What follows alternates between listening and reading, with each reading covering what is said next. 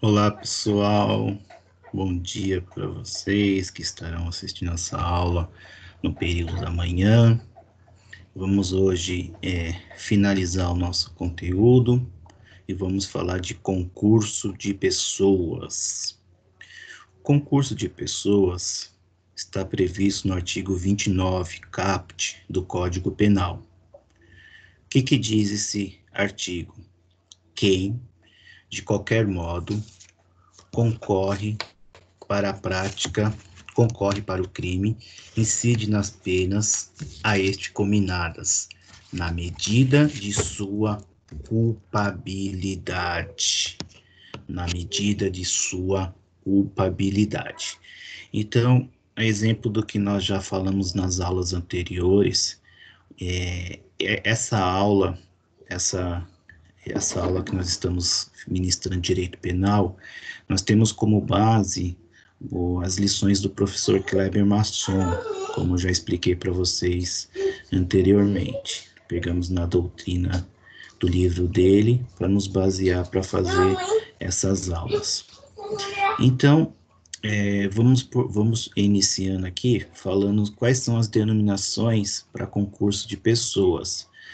Vocês vão encontrar também outras denominações. Pode ser como concurso de agentes. Então, ora vai ser trazido como concurso de pessoas, ora será trazido como concurso de agentes. Uma definição do que vem a ser concurso de pessoas, podemos dizer que é a colaboração entre dois ou mais agentes para a realização de um crime ou contravenção penal. Então, quando duas ou mais pessoas se unem para a prática de um crime ou para a prática de uma contravenção penal, certo? Duas ou mais pessoas, elas vão se unirem para praticar um ou mais crimes ou contravenções penais. O professor Kleber Masson traz 4 requisitos cumulativos que tem que estar presente. Quais são eles? Primeiro requisito, pluralidade de agentes culpáveis.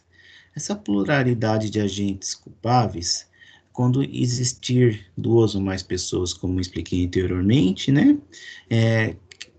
Essas pessoas se unem para praticar determinada conduta. O outro requisito é relevância causal das condutas. Nós vamos daqui a pouco esmiuçar cada um desses requisitos. O outro requisito, vínculo subjetivo. O vínculo subjetivo nada mais é do que o liame subjetivo. Quando nós estudamos anteriormente na teoria do crime, nós falamos do liame subjetivo, liame psicológico, liame subjetivo, né? E por fim, a unidade de infração penal, fazer a denominação identidade de infração penal, certo? Então vamos iniciar aqui falando da pluralidade de agentes culpáveis. Na pluralidade de agentes culpáveis, temos que todos os agentes devem ser dotados de culpabilidade. Então, para que seja caracterizado concurso de agente, concurso de pessoas, todos os agentes devem ser dotados de culpabilidade. Com relação ao número de agentes, isso é bastante interessante. Nós vamos ter 2 tipos de crime. Esses tipos de crime nós já estudamos lá atrás, quando nós falamos dos tipos de crimes. Então, o primeiro tipo de crime, que é bastante interessante, são os crimes unissubjetivos. O que vem a ser esses crimes unissubjetivos ou de concurso eventual? Os crimes unissubjetivos são crimes que normalmente, via de regra, eles são praticados por uma única pessoa. mas admite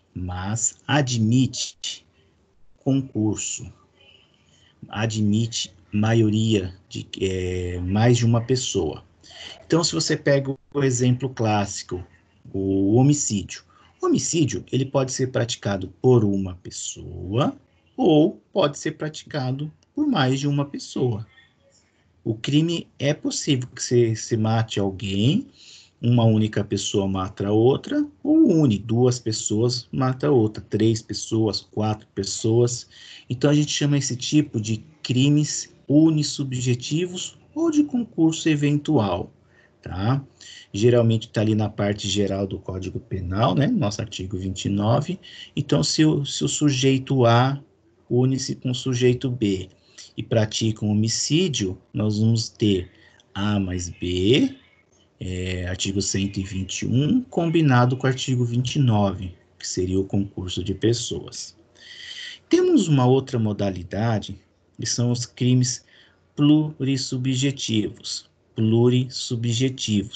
ou de concurso necessário. Esse tipo de crime, ele só é possível que seja praticado se tiver 2 ou mais pessoas. Só é possível ser praticado se tiver 2 ou mais pessoas. Não é possível praticar essa modalidade de crime um único agente. Um único agente não consegue praticar esta modalidade de crime. O exemplo clássico, quem assistiu às nossas aulas do período da noite vai se recordar. O artigo 288, que fala da associação criminosa. A associação criminosa não é possível que se caracterize com uma só pessoa, tá? Você tem que ter mais de uma pessoa aqui no caso da associação criminosa. Também temos o crime de rixa, no artigo 137 do Código Penal. Também não é possível caracterizar o crime de rixa uma única pessoa. Então, não tem como. Para que se caracterize o crime de rixa, tem que estar presente mais do que uma pessoa. Também o crime de bigamia, né? Artigo 235 do Código Penal. Não é possível que se cometa um crime de bigamia uma única pessoa. Tá bem? Então, nós temos essas duas classificações. Crimes unissubjetivos, ou de concurso eventual, crimes plurissubjetivos, ou de concurso necessário, e temos os crimes acidentalmente, eventualmente coletivos. Os crimes acidentalmente, eventualmente coletivos, eles podem ser praticados por uma única pessoa, entretanto, se houver pluralidade de agentes, será uma modalidade mais grave. Então, ele pode ser praticado por uma única pessoa, entretanto, se houver uma pluralidade de agentes, haverá uma modalidade mais grave. Então, o exemplo, se eu estou diante de um furto simples. Furto simples, artigo 155 do Código Penal. Se eu estou, no caso de mais de uma pessoa, não está no furto qualificado, né? Então, vai ser um artigo 155, parágrafo 4º, inciso 4º. Vamos ver o que diz o artigo 155, parágrafo 4º, inciso 4º. Então, artigo 155, subtrair para si coisa, furto qualificado. Parágrafo 4º, a pena será de reclusão de 2 a 8 anos e multa se o crime é cometido mediante o concurso de 2 ou mais pessoas. Então, no furto qualificado, o artigo 155, parágrafo 4º, inciso 4º, quando ele é praticado por mais do que uma pessoa, eu não tenho como pegar 155, parágrafo 4º, e combinar com o artigo 29. Não é possível, porque já existe a previsão está na parte especial do Código Penal, onde o crime praticado, o furto praticado em concurso de pessoa, mediante o concurso de duas ou mais pessoas, esse crime automaticamente já vai estar dentro do artigo 155, parágrafo 4º, inciso 4º. Então, nesse caso, não temos como utilizar o artigo 29, porque já existe uma previsão dentro da parte especial do Código Penal com essa modalidade de crime. Já existe essa previsão.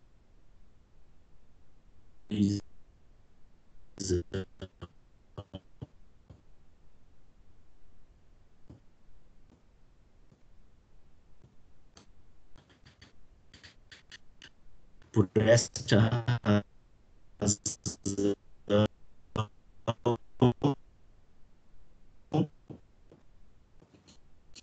nós não podemos utilizar o artigo 29. 2/3 de 2/3, parágrafo 2º, espera aí. A pena será aumentada de terço. Então, só um momento que eu estou localizando aqui. Se da violência está. Se há concurso. Aqui, ó, achei.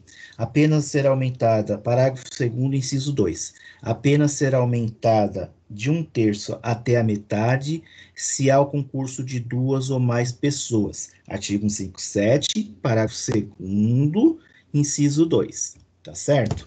Então, nós estamos na modalidade aqui de crimes acidentalmente, eventualmente coletivos. E essa previsão vai estar onde? No Código Penal, sempre nesse caso na parte especial. A segunda característica que vimos é relevância causal das condutas. O que vem a ser essa relevância causal das condutas? Aqui no concurso de pessoas, tem que haver, então, 2 ou mais agentes, cada qual praticando uma conduta, e eles se unem. Essa união é com o objetivo de um resultado final, certo? O resultado final. Cada conduta tem que gerar uma influência no resultado final. Ela tem que ter relevância. Essas condutas têm que ter relevância. Influencia no... Então, para que haja relevância, para que a pessoa seja considerada autor, coautor, partícipe, que a gente vai ver daqui a pouco, essa conduta do agente tem que ter relevância. A conduta tem que gerar uma influência no resultado, certo? Cada conduta dos agentes influencia no resultado final. Ok?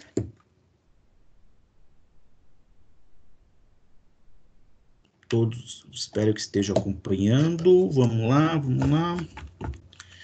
Vamos para o próximo item agora. Então, falamos, então, da relevância causal. Vamos falar do vínculo subjetivo. Que vem a ser esse vínculo subjetivo? Esse vínculo subjetivo, gente, é o liame psicológico, o concurso de vontade, né? Liame psicológico, concurso de vontade.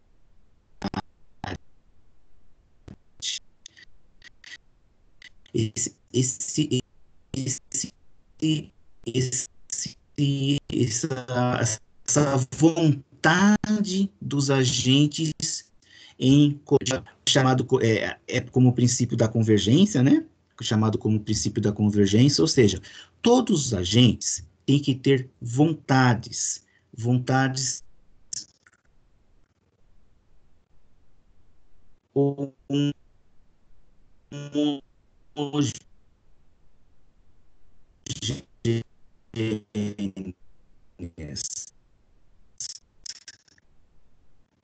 todos os terceiros conheçam essa colaboração. Essa vantagem, quando um crime doloso,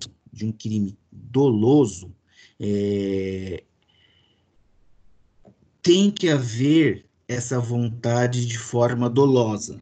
E se eu estou diante de um crime culposo, eu vou fazer a convergência, a vontade terá que ser o quê? De forma culposa. Então, se eu estou diante de um crime doloso, a convergência, o dolo tem que ser feito de forma dolosa, né? A vontade tem que ser de forma dolosa. Se eu estou diante de um crime culposo, tem que haver essa colaboração de forma culposa. Observa, gente, não se admite participação dolosa em crime culposo.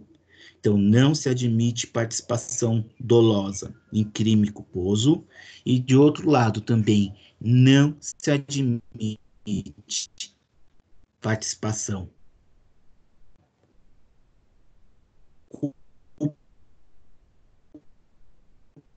culposa em crime doloso. Crime de forma autônoma. Cada agente responde pelo crime de forma autônoma, tá? Então, se eu estou diante de um peculato culposo e o outro agente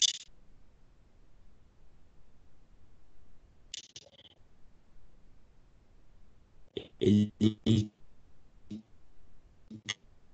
quer praticar um furto doloso, não vai responder, acabando de falar. Então, uma outra observação. Na ausência de vínculo subjetivo, o que vai surgir, gente? Autoria colateral. Autoria colateral. Então, o que vem a ser uma autoria colateral? Se nós estivermos diante de uma autoria colateral, nós vamos falar que não há concurso de pessoas. Então, se nós estivermos diante de uma autoria colateral, nós vamos afirmar que não há concurso de pessoas. Lá, quando nós falamos da parte geral do Código Penal, quando nós falamos de tipos de autoria, nós já falamos da definição de autoria colateral. Então, quando nós estamos diante de uma autoria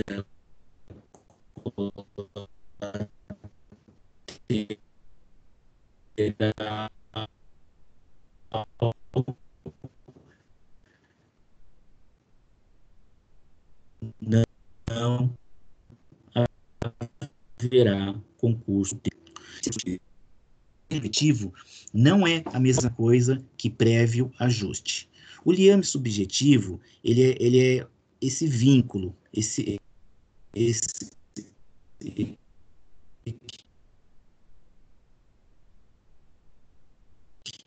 que une para o crime doloso,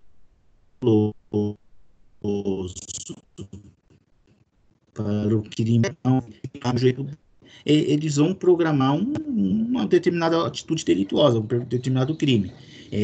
Pode acontecer também do sujeito A encontrar na hora ali o sujeito B e falar, vamos assaltar, vamos cometer o crime. Então, o sujeito A encontra o sujeito B na hora, então não houve o prévio ajuste, não houve esse prévio ajuste. Eles se encontraram e praticaram o crime, pronto, não se ajustaram previamente. E nem por isso vai deixar de haver o concurso de pessoa, nem por isso vai deixar de haver o concurso de pessoa. E por fim, temos a unidade de infração penal para todos os agentes. O que vinha a ser essa unidade de infração penal para todos os agentes? Então, no artigo 29 caput, ele fala de pluralidade de agentes. Pluralidade de agentes. Então, nós temos como regra geral, né, 2 ou mais agentes concorrem para a prática do crime. dois ou mais agentes concorrem para a prática do crime. Na regra geral, a teoria adotada, que nós adotamos, foi a teoria unitária ou monista. O que diz essa teoria unitária ou monista? É a teoria adotada pelo Código Penal. Para falarmos da teoria adotada pelo Código Penal, vamos falar quais são as teorias que temos. Nós temos a teoria monista, que nós adotamos, temos a teoria dualista e temos a teoria pluralista. Então, lendo o artigo 29, a teoria monista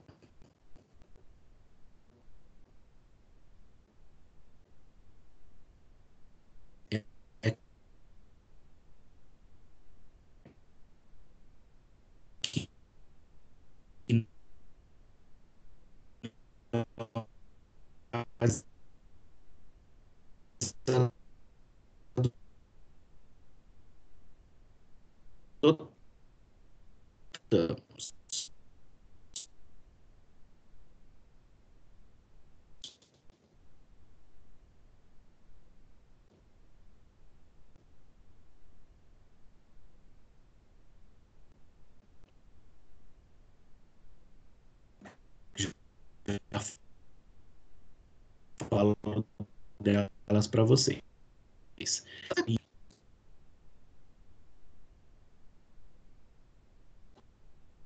Para o mesmo crime.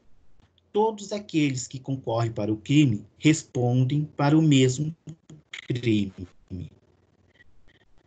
Todo crime responde para o mesmo crime.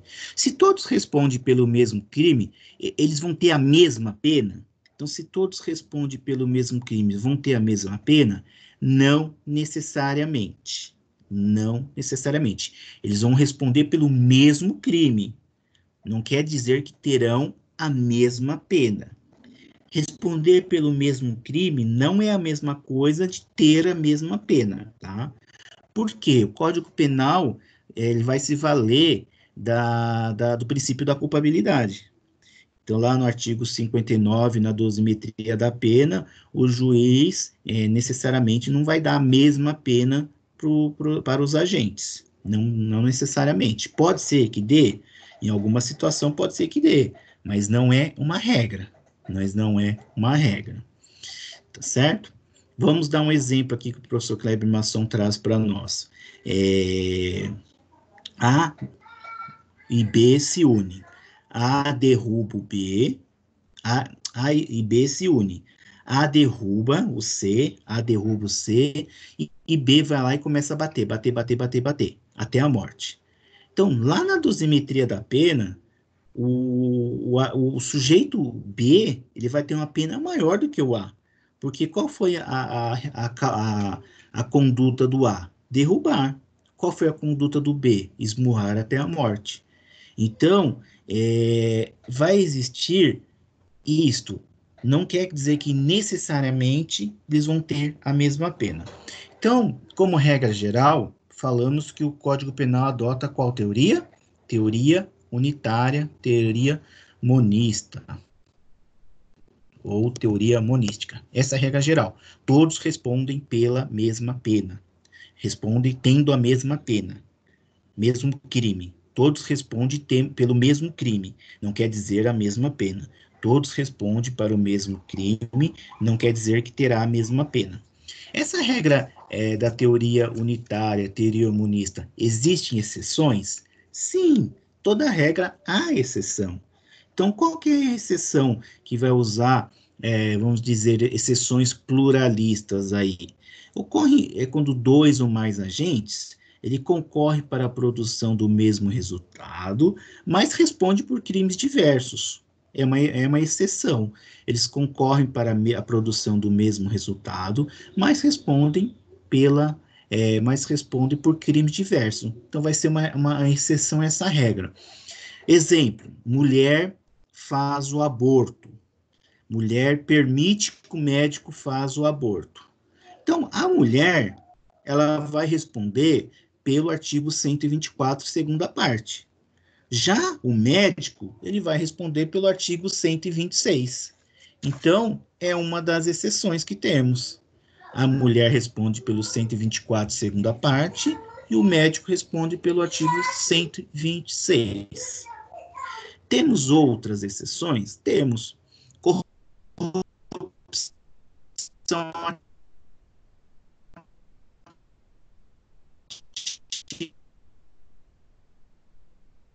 ativa, corrupção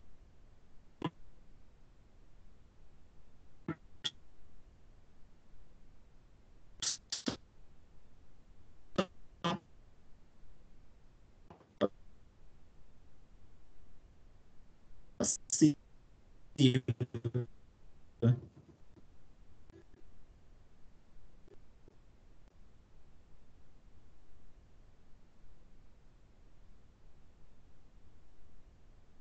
Um vai responder pelo artigo 333, outro vai responder pelo artigo 317.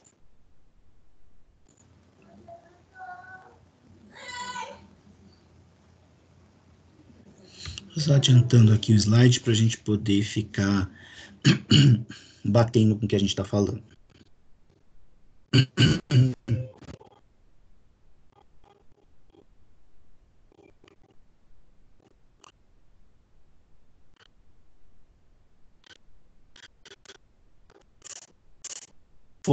Formas de concurso de pessoa. Agora elas são fora concurso de lutas principais. Isso nós estamos falando da coautoria. É diferente do partícipe. O partícipe é penal. Vamos falar primeiro da coautoria ali, né? Quem é o autor no direito penal? Para responder essa pergunta, a pergunta de quem é o autor no direito penal, nós vamos nos valer de teorias.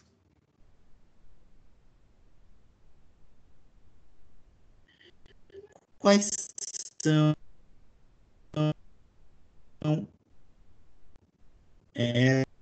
essas teorias?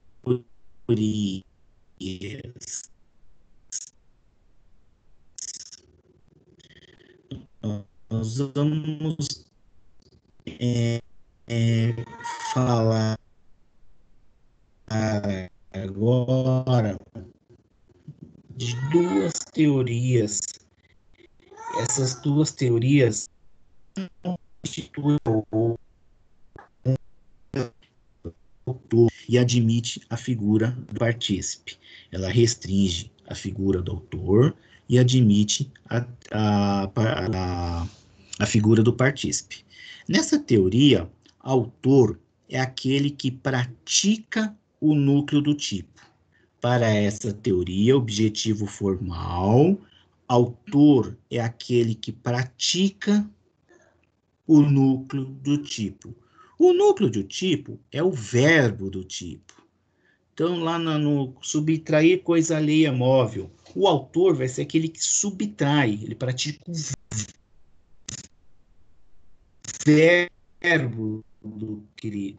Ele não pratica o verbo do tipo. O partícipe, ele pratica o quê? Ele concorre, de qualquer modo, para o crime. Concorre, de qualquer modo, para o crime, sem praticar, sem executar o verbo do tipo.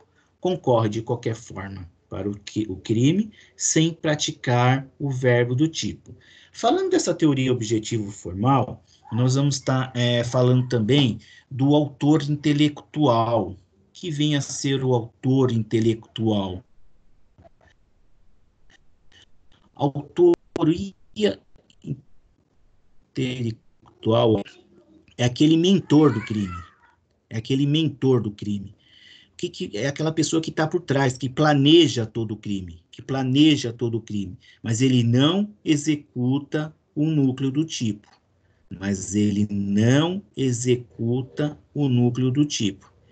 É aquele que planeja tudo, mas não executa o núcleo do tipo. Ele precisa ser complementada pela autoria mediata.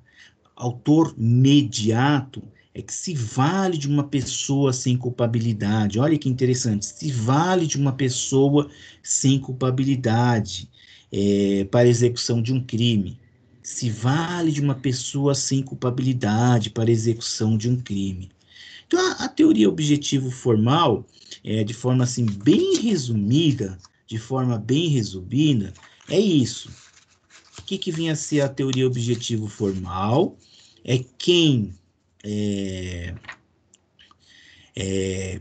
O autor é quem pratica o verbo do tipo, autor é quem pratica o verbo do tipo, pela teoria objetivo formal, e partícipe é quem concorre para isso,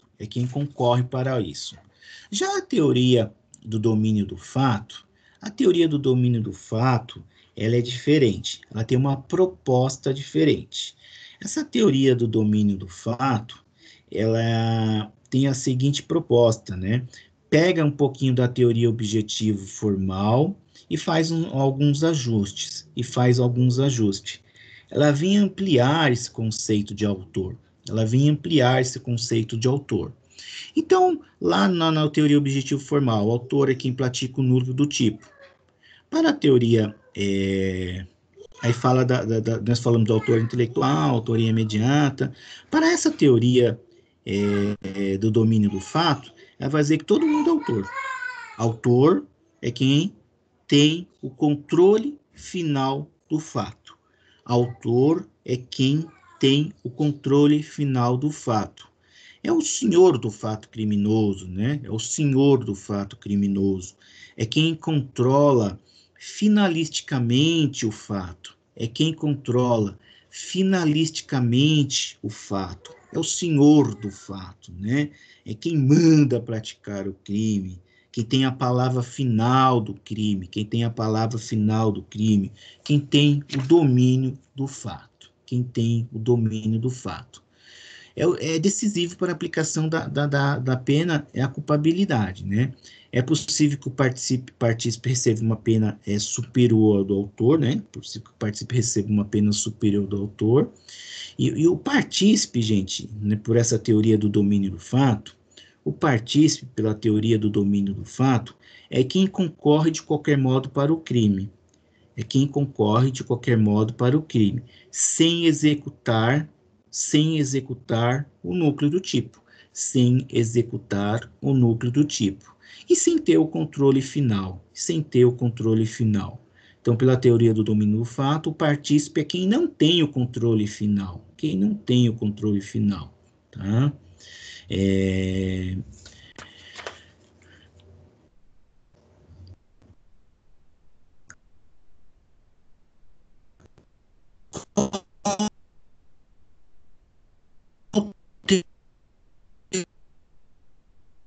Teoria,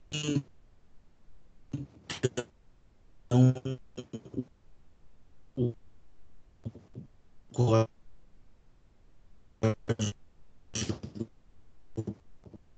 Penal adota. Qual teoria o Código Penal adota? Gente, vocês vão encontrar um fato no ano de 2000. Então já existia o Código Penal, já vinha se aplicando o Código Penal, né? Então a teoria do domínio do fato é uma criação relativamente nova, né?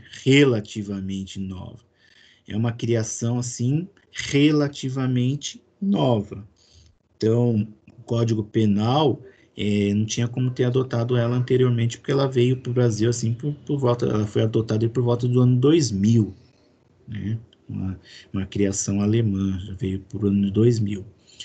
Mas não quer dizer que os nossos tribunais não adotem ou já não adotaram a teoria do domínio do fato. O STF já adotou a teoria do domínio do fato. na época do mensalão, quando foi dar a pena para o José Dirceu, para o Zé Dirceu. E a Lava Jato também vinha adotando a teoria do... Então, gente, não quer dizer que adota uma ou adota outra, as duas teorias convivem pacificamente. As duas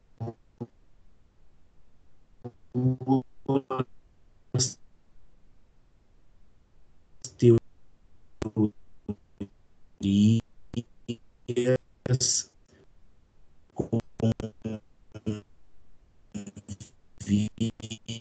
convivem pacificamente. Teoria objetivo formal, dois ou mais autores praticam o núcleo de um tipo. Se eu for adotar a teoria do domínio do fato, né, dois ou mais autores fazem o quê? Ambos vão ter que ter o controle final do fato. Ambos terão que ter o controle final do fato. Tá? Dois ou mais autores terão que ter o controle final do fato, pela teoria do domínio do fato. Então, a coautoria pela teoria objetivo formal, dois ou mais autores praticam o núcleo do tipo. Dois ou mais autores praticam o núcleo do tipo. Pela teoria do domínio do fato, dois ou mais autores possuem o controle final do fato. Possui o controle final do fato. Tá? Essa coautoria pode ser de duas espécies, parcial ou de forma direta. Na parcial, ambos vão estar concorrendo para a produção do resultado final.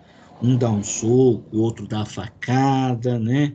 Então, pode ser feita a coautoria dessas duas formas. Ou da forma direta, né? Ambos vão praticar os dois fatos. Então, os dois vão dar facada, ninguém vai dar soco, ambos darão facada, tá? Gente, vamos fazer uma pequena revisão aqui de crimes próprios e crimes de mão própria. Que nós já falamos anteriormente, assunto bastante interessante para o estudante do direito. Crimes próprios são aqueles que reclamam uma situação fática ou jurídica diferenciada no tocante ao sujeito ativo. Então, crime próprio é aquele que o sujeito ativo tem que ter uma condição especial. O sujeito ativo tem que ter uma condição especial. Peculato, exemplo, peculato, para quem assistiu às aulas da noite, peculato, crime praticado somente por funcionário público. Crime praticado por funcionário público.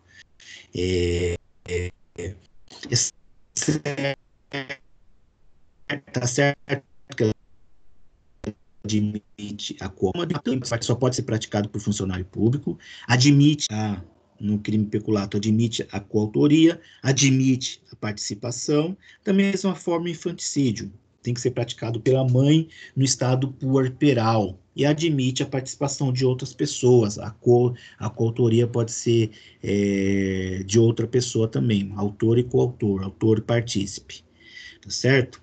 Já os crimes de mão própria, o que vem a ser os crimes de mão própria? Crimes de mão própria exige uma atuação pessoal. A conduta é infungível. São aqueles que somente podem ser praticados pela pessoa expressamente tipo. Novamente, gente, quando a gente deu aula no período da noite, por isso que eu falava para vocês, assistam ou tentam assistir às aulas do período da noite, que uma complementa a outra. Crime praticado por falso testemunho. O crime praticado por falso testemunho ali é crimes que admite somente a participação, não admite coautoria. Crime de falso testemunho é um exemplo de um crime de mão própria. Crime de falso testemunho é um exemplo de crime de mão própria. Somente pode ser praticado pela pessoa, não admite coautoria, não admite partícipe. Crime de falso testemunho, quando o advogado orienta o sujeito, aí o STF foi lá e fez tudo errado, né? Vamos dizer assim, o STF foi lá que disse que houve coautoria. Aqui há coautoria quando o advogado orienta o seu cliente. Então o STF foi lá e tudo que a doutrina vem tratando, que crime de mão própria não admite coautoria, não admite coautoria, o STF foi lá e falou, não, crime de mão própria admite autoria. Pá! Foi lá e colocou que o advogado pode ser coautor. Mas é coisa do nosso STF. O STF contrariou completamente nossa doutrina. Quer dizer que o STF está errado? Não, né, gente? O STF tem poder de julgar. Então, o STF julga da forma que ele entende que tem que ser julgado. Se ele está dizendo que é assim, é um entendimento do nosso Supremo Tribunal Federal. Se é um entendimento do Supremo Tribunal Federal, vamos. Decisão, o que a gente só tem que fazer? Cumprir. Uma decisão a gente só cumpre. Então, vamos cumprir. Tá bom? Agora vamos falar da participação. Falamos bastante da coautoria, agora vamos falar da participação. A participação, como mencionamos um pouquinho antes, ela tem natureza acessória. Então, a participação tem natureza acessória. Tem que existir o autor para existir a participação. Para existir o partícipe. Partícipe tem que haver o autor. O partícipe é aquele que concorre de qualquer modo para o crime do autor. Partícipe é aquele que concorre de qualquer modo para o crime do autor. Então, o partícipe, ele concorre de qualquer modo. Então, pela teoria objetivo formal, nós vamos sempre falar de uma teoria com uma outra teoria. Pela teoria objetivo formal, partícipe é quem concorre de qualquer modo para a produção do resultado sem executá-lo. É quem concorre de qualquer modo para a produção do resultado sem executá-lo. Já o partícipe é o partícipe pela teoria objetivo formal. Então, ele concorre de qualquer modo sem executar. Quem executa é o autor.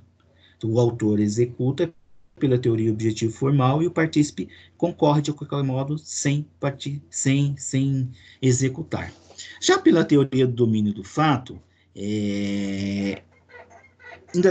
pela teoria do domínio do fato, o que vai acontecer? A figura do partícipe quem concorre de qualquer modo para o crime sem executar e sem ter o controle final do fato. Sem ter o controle final do fato. Sem ter o controle final do fato. Gente, para vocês não esquecerem, vou dar um exemplo aqui de partícipe para vocês, alguns autores citam esse exemplo. Sujeito quer furtar uma casa, e ele vai e conta com a participação da empregada. O que acontece? A empregada deixa a porta aberta no período da noite. O fato da empregada deixar a porta aberta no período da noite, ela tem uma natureza acessória. Observa que a empregada, ela não está praticando o verbo do tipo subtrair coisa alheia móvel. A empregada em nenhum momento está subtraindo coisa alheia móvel. Ela está concorrendo, mas ela está concorrendo, mas de natureza acessória. Ela está praticando uma conduta de natureza meramente acessória. Então, a gente vai estar diante aqui da participação. Natureza meramente acessória. Acho que a transparência parou de passar aqui para vocês, né? Deixa eu tentar colocar a transparência novamente.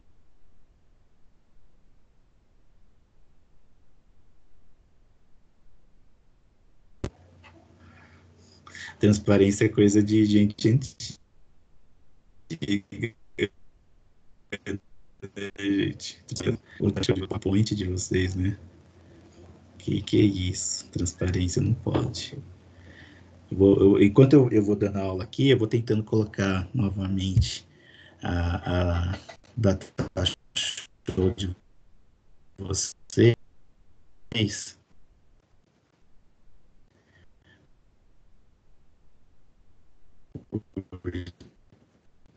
Que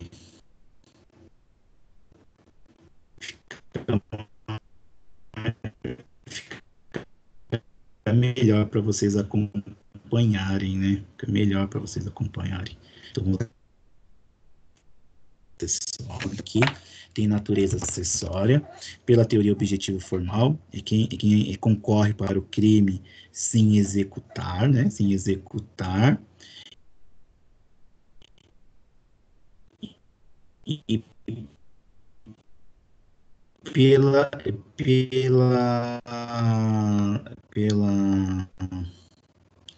teoria do fato, quem vai ter esse controle final do fato, quem vai ter esse controle final do fato vai ser o autor. Quem vai ter o controle final do fato vai ser o autor.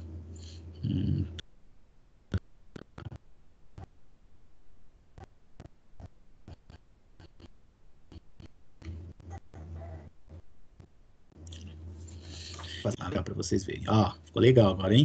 Agora eu descobri aqui um legal. Modalidade de participação. A modalidade de participação, nós temos que ela tem essa natureza, nós temos a modalidade moral e a modalidade material. Na modalidade moral, como que nós vamos fazer? O sujeito vai induzir ou instigar. Na modalidade moral, ele vai induzir ou instigar.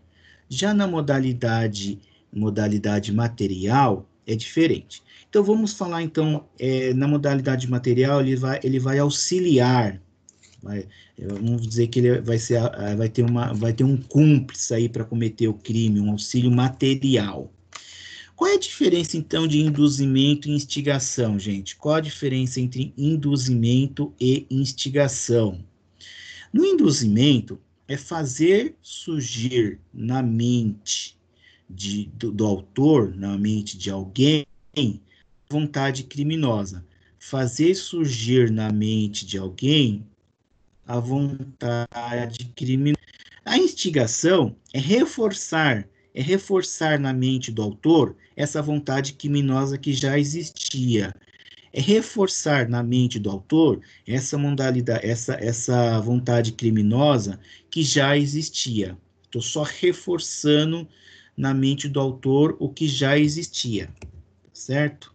Estou só reforçando na mente do autor o que, certo? Estou só reforçando na mente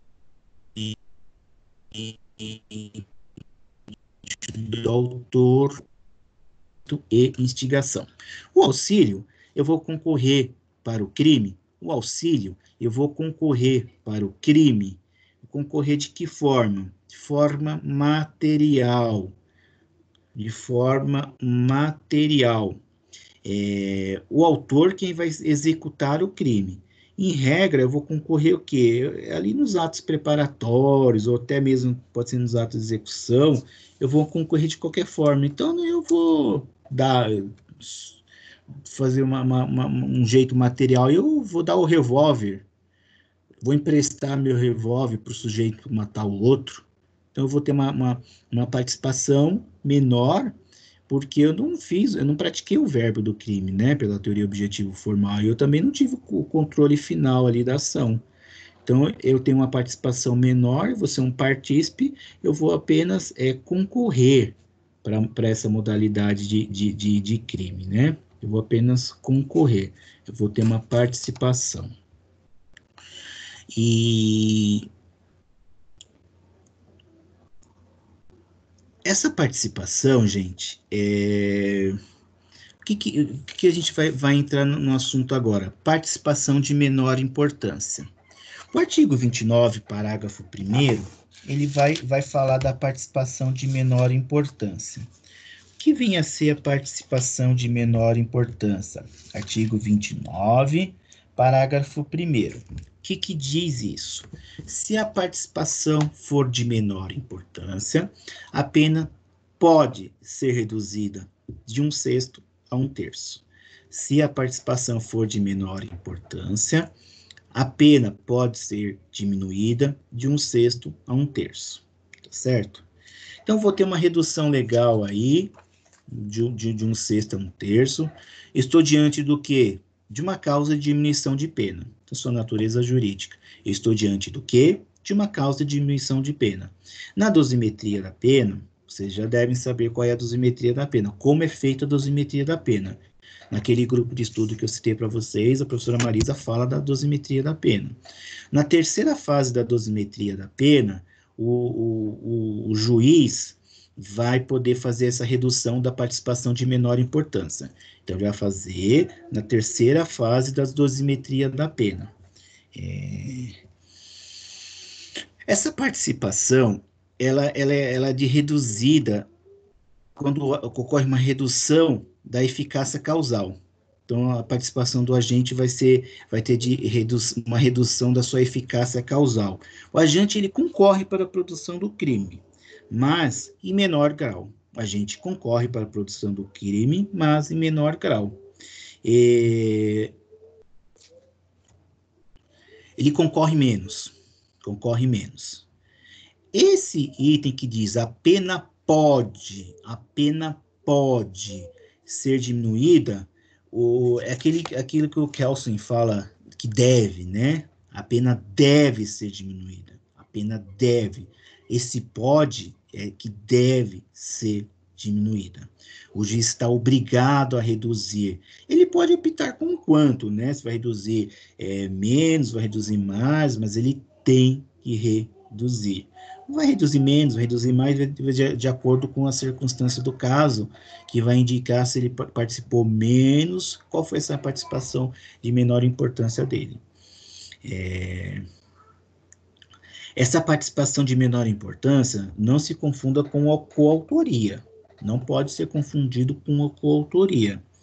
Ela se refere a uma atuação, um envolvimento do partícipe, que no caso concreto, pouco importa as condições pessoais desse partícipe, tá? Pouco importa as condições pessoais desse partícipe, certo? Então, o réu reincidente pode ter essa redução? Sim. O réu reincidente ele pode ter essa redução, porque pouco importa as condições pessoais, vai ser analisado o fato concretamente ali, é isso que vai ser analisado, o fato, tá? Autor intelectual, que autor intelectual? Novamente, nós estamos falando aqui do autor intelectual, pela teoria objetivo formal, é o mentor do crime, né? Autor intelectual é o mentor do crime. Ele pode ser beneficiado por uma participação de menor importância? Não pode ser participado, porque ele não tem uma menor importância. Se ele é o mentor do crime, ele jamais vai ter uma menor importância. Ele quem planeja o crime. Então, quem planeja o crime não pode se valer desse benefício da participação de menor importância. É diferente de uma participação inócua. O que é uma participação inócua? Subjetivamente, o agente quer concorrer para o crime no plano objetivo. Ele não concorre. Então, A ajuda a B a matar, A ajuda a B com um revólver, ele empresta o revólver para B. E o B vai e mata com veneno. Então, observa, gente, A ajuda a B a matar C. Então, se A ajuda B a matar C, A pega o revólver e empresta para B. Mas chega na hora de cometer o crime, ele utiliza veneno. A vai ter uma participação inócua. Por quê? O revólver dele não foi utilizado. O agente ele não vai ser nem partícipe nesse caso. tá? Ele não vai ser nem partícipe nesse caso, tá bom? Não chega nem ser partícipe. Chega nem ser partícipe. Então, na participação inócua, é quando ele até quis, né? Lembra que a gente falava antigamente, falamos anteriormente do putativo? Ele até pensou eu só estou fazendo um exemplo, não é nada de putativo, tá? Só para vocês lembrarem o conceito. Mas ele até tentou participar, né? Ele até tentou. Mas, eu te empresto minha arma, chega na hora você mata com veneno. Então, sua participação foi inócua. Sua participação não serviu para nada nesse contexto, tá? Vamos falar um pouquinho da participação impunível? A participação impunível está presente no artigo 31 do Código Penal. O que vem a ser a participação impunível? É o ajuste, a determinação, a instigação e o auxílio, salvo disposição expressa em contrário, não são puníveis se o crime não chega pelo menos a ser tentado. O ajuste, a determinação, todas as características do partícipe, o ajuste, a determinação ou a instigação e o auxílio, salvo disposição expressa em contrário, não são puníveis se o crime não chega ao menos ser tentado. Não entenderam nada? Então vamos falar dessa participação impunível aí. Vamos falar para vocês entenderem o artigo 31 do Código Penal. A participação que não se pune é um penalmente relevante. É uma participação que não se pune, é um penalmente relevante. Vamos dizer que vem a ser o Código Penal, ele vinculou a punição do partícipe à prática do ato do executor do ato. Então, o Código Penal vinculou a punição do partícipe à prática do ato de execução do autor. Pelo princípio da executividade de participação.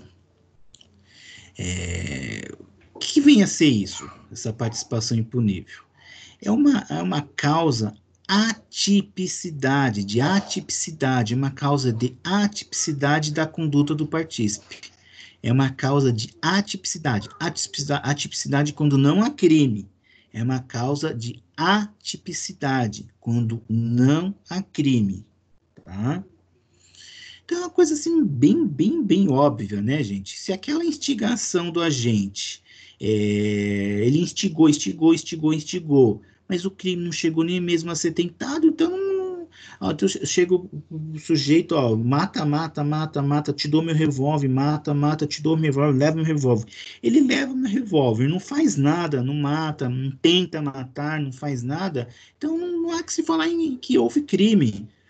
Aqueles atos, não estamos diante ali nem da execução, né? Estamos de meramente atos preparatórios, então meramente preparatório, não chegou nem a haver crime.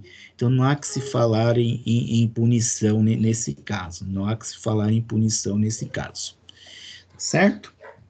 E a participação por omissão? Ela é possível desde que a participação por omissão é possível desde que o omitente tenha o dever de agir, para evitar o resultado.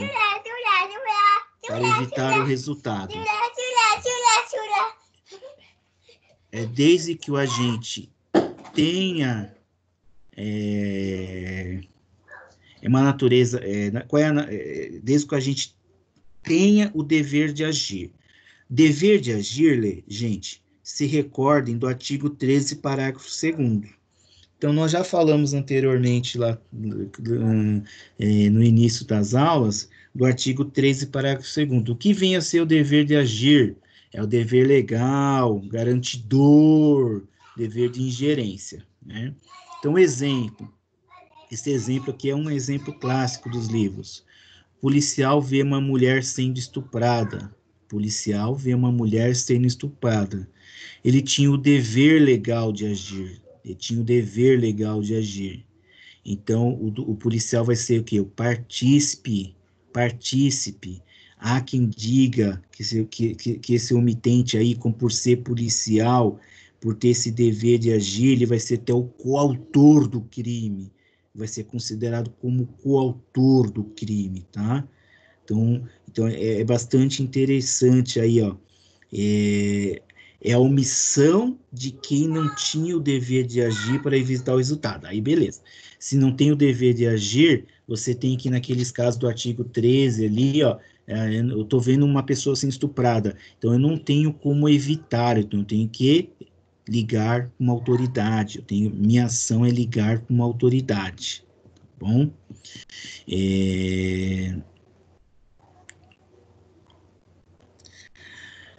Participação em cadeia. O que vinha a ser a participação em cadeia? É a participação da participação. É a participação da participação. A participação em cadeia, gente, A induz a B, que induz a C a cometer um crime. A induz a B, que induz a C a cometer um crime. A participação em cadeia é diferente da participação sucessiva. A participação sucessiva é quando o mesmo sujeito ele induz, instiga e auxilia, né, duas ou mais pessoas para cometer um crime. O mesmo sujeito instiga, auxilia duas ou mais pessoas para cometer um crime. E agora vamos falar assim, como se pune o partícipe? Qual é a punição desse partícipe? Nós adotamos a teoria da acessoriedade. Acessoriedade.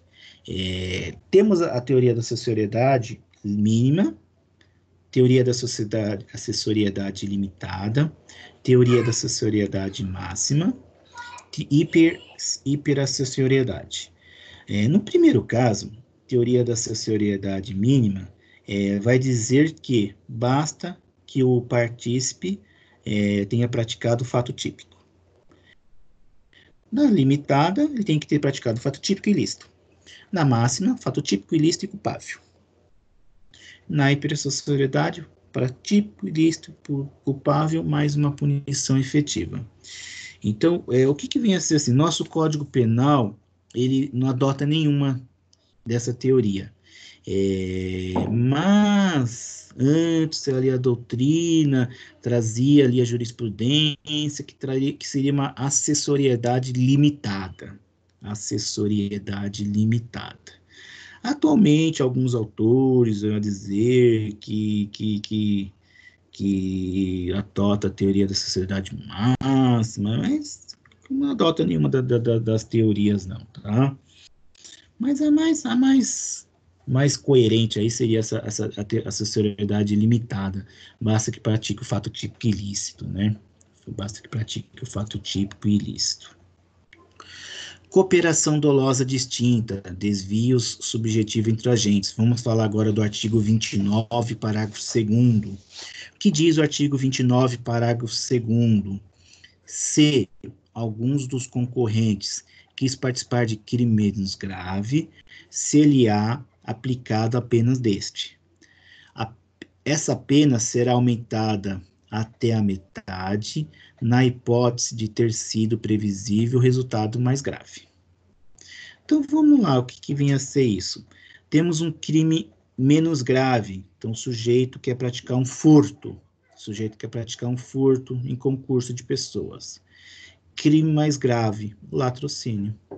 Então, A e B, junto, eles furtam o veículo do sujeito. A e B junto, furtam o veículo do sujeito. Chega o dono, A foge, A vai embora. Fica só o B, ele vai e mata a vítima. Então, retomando aqui o caso. Um quer um resultado, um quer um determinado crime, outro quer outro. Então, A e B quer praticar um crime de furto.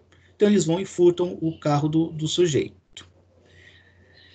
Aí, a hora que eles entram no carro, eles engatam a primeira, vem a vítima. Quando vem a vítima, eles param o carro, A sai correndo. Então, furto, ou que seja tentado. A sai correndo.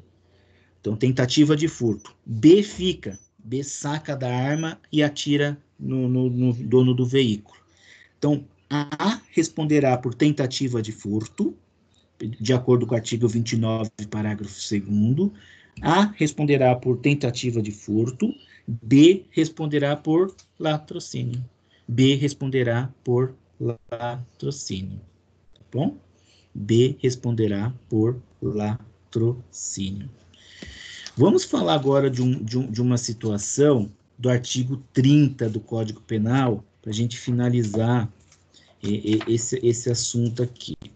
O artigo 30 do Código Penal, ele vai falar das circunstâncias incomunicáveis. Circunstâncias incomunicáveis. O que vinha a ser, gente? Essas circunstâncias incomunicáveis. Vamos explicar para vocês. Deixa eu arrumar aqui para vocês compreenderem.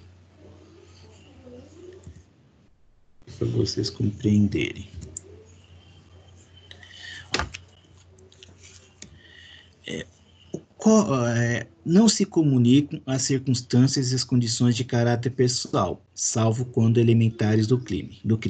Então, nós vamos ter elementares e circunstâncias, os elementos e as circunstâncias. Elementares, gente, é aquilo que influi no tipo penal, Então, e as circunstâncias é aquilo que influi na pena, está em volta da pena, Nós vamos ter agravantes, nós vamos ter várias condições que estão em volta da pena, não influi no pena, não é elemento principal do crime, do tipo penal, não é elemento. O que não é principal são o quê? Circunstâncias.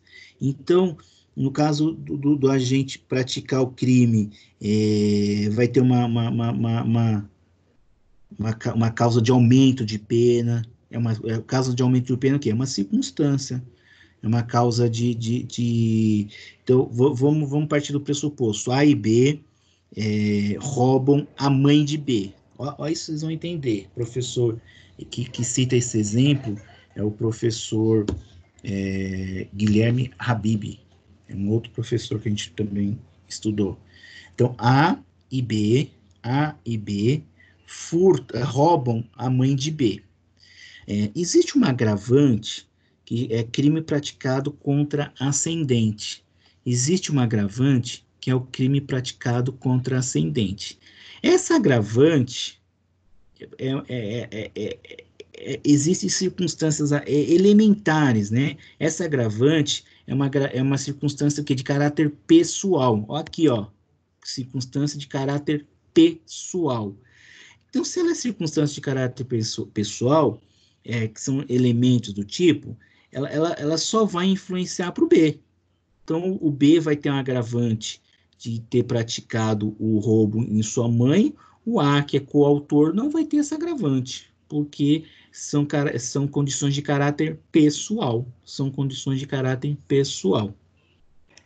O exemplo é o peculato. Peculato, para que haja o crime de peculato, o sujeito tem que ser funcionário público. Então, o ser funcionário público é uma circunstância pessoal. Ser funcionário público é uma circunstância pessoal.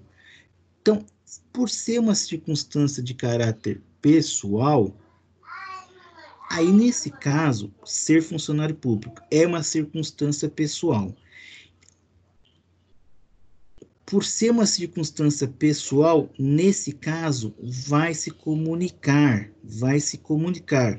Então, A e B praticam o crime. Esse crime o crime de peculato. A e B praticam o crime de peculato. A é um particular, B não é um particular, é um funcionário público. Por essa circunstância, por ser elementar do crime e não ser circunstancial, ela é uma circunstância elementar do crime, não uma circunstância, não é circunstancial. Por ser elementar do crime é imprescindível. Elementar é imprescindível. Naquele exemplo que a gente deu anteriormente, ser filho não é imprescindível para que se cometa o roubo. Então, o B era filho, né? Se ele deixasse de ser filho, ele ia praticar o roubo da mesma forma. No caso do peculato, não.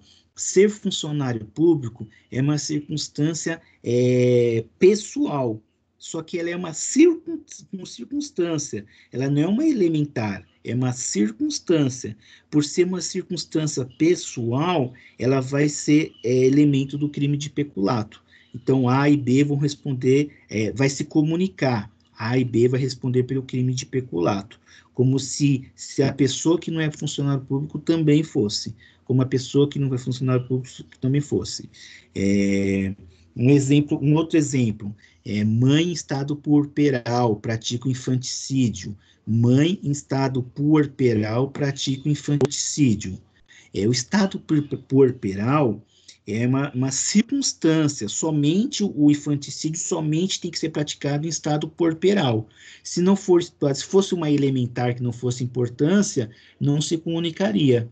Agora, como é uma circunstância muito importante, porque a partir do momento em que se pratica, mata o filho e não está em estado puerperal, é homicídio.